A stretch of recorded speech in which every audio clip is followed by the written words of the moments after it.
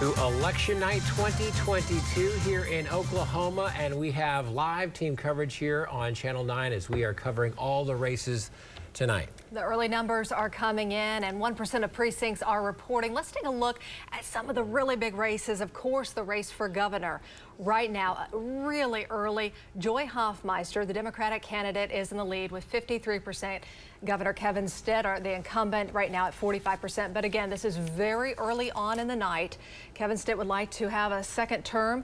And Joy Hoffmeister, you know, she was the state school superintendent, but she got term limited out. So she is running now for governor. This is early voting, by the way, early voting, absentee voting. So that's why these numbers here, the 1% of precincts reporting. So numbers are just now coming in. And this is the race that probably is going to have us up all night, I would think, right? I mean, it's expected to be close. The polls are very interesting. Some of the polls, you know, they're just neck and neck and a statistical tie, if you will. So that's one we're going to be watching. We'll be going back to that one very frequently throughout the evening. And now let's take a look at the U.S. Senate seat. This is the seat for Senator Inhofe. Now, Senator Inhofe is retiring, and so it leaves open the 4 years of his term.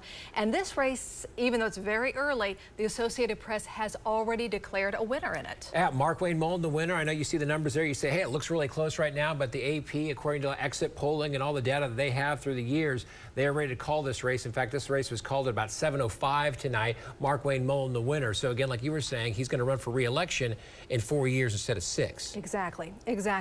Let's go ahead too now and take another look at another race that has been called very early on in the night by the Associated Press. That is the other seat for U.S. Senate, and that is Senator Lankford. He was looking for a second term in this seat, and in fact, he has been declared a winner. As we take a look at the early numbers coming in right now, he has 54% of the vote.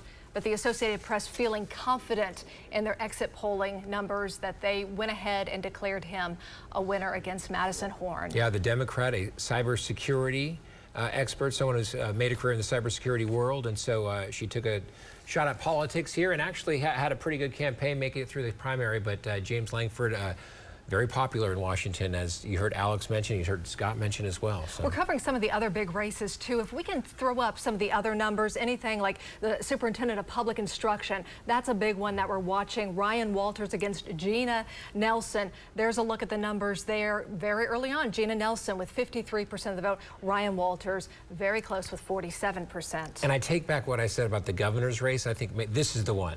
This is the one that we'll probably be watching even longer than the governor's race tonight. Because if you look at this polling, it's less than a percentage point among them. So close. So we're watching that also. Bond issue for Oklahoma City Public Schools, that's a big one.